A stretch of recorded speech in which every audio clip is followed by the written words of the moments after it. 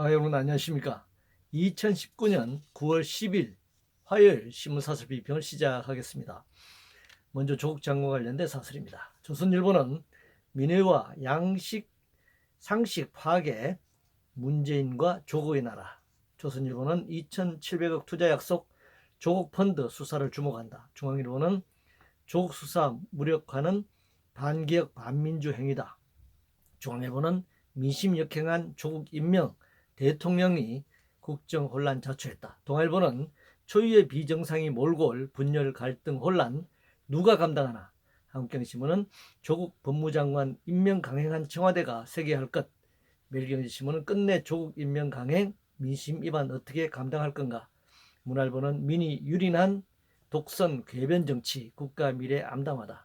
문화일보는 악화되는 조국 수사 환경 윤석열 검찰 흔들림 없애야 한다 이렇게 주장하고 있습니다. 문재인 대통령이 조국 법무장관을 임명하면서 법무부 할 일과 검찰 할 일이 따로 있다고 했습니다. 먼저 검찰은 조국 가족과 조국 관련 혐의에 대해 빠른 시일 내에 수사해야 합니다. 많은 문제가 있고 부정적 여론에도 불구하고 조국을 법무장관을 임명한 이유가 사법개혁 적임자라는 이유였으니 정권을 걸고 사법개혁에 나서야 할 것입니다. 그러나 아쉽게도 그게 잘 될지 모르겠습니다. 초등학생 수준에서도 악을 물리치려면 주인공이 선해야 합니다. 그런데 양쪽이 차이가 없어져 버렸습니다.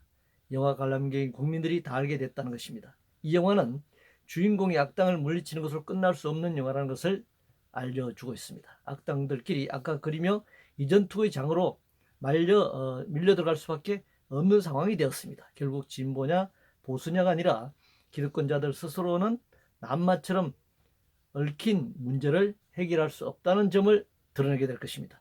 노동자 민중들의 투쟁이 필요한 시점이지만 밑으로부터의 투쟁은 쉽게 일어나지 않는 법입니다.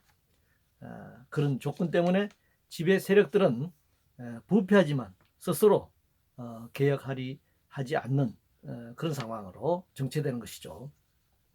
미투 관련해서 동아일보는 안희정 성폭행 유죄, 미투 시대 성윤리 확립하는 계획이 되어야 한다라는 제목의 사설에서 미투 시대에 걸맞는 성숙한 성윤리를 확립할 계기다 이렇게 주장하고 있는데, 성윤리를 넘어서 성평등, 인간평등, 평등사회로 나아가는 계기로 삼아야 할 것입니다. 법적인 제재뿐만 아니라 아동 때부터 철저한 교육이 필요합니다. 지금 학교, 가정, 직장 그리고 사회에서 여전히 성평등 교육이 미진하거나 형식적으로 진행되고 있다는 것이 굉장히 문제라고 생각합니다.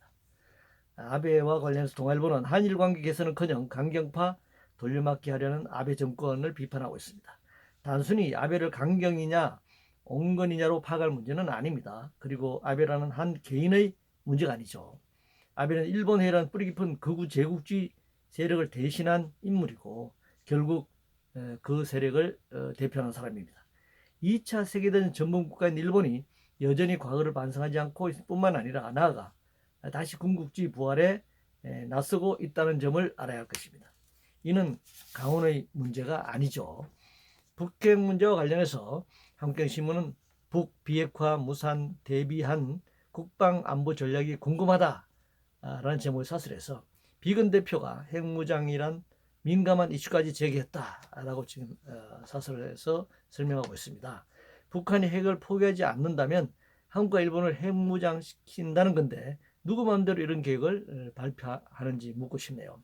핵이라는 지향을 제거하는 데 노력하는 게 아니라 주변의 모든 국가가 핵을 보유함으로써 비대칭적 군사 전략을 대칭적 군사 전략으로 가져가겠다는 것이죠.